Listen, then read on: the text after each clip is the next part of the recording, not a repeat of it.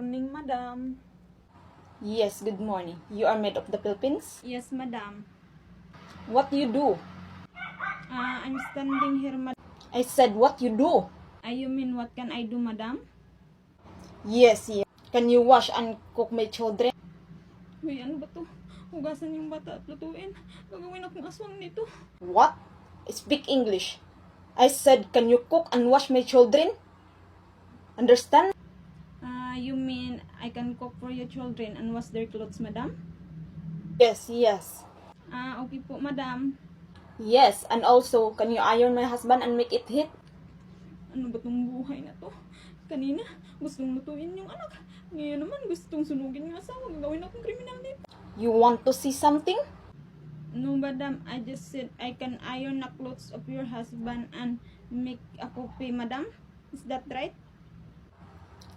Yeah, that's it, that's it. Okay, madam. Don't worry here. I will make you rest in peace forever. Patay, dito na ako mamatay. Ayoko na rito. Uwi na ako sa amin, madam. Ayoko pang mamatay.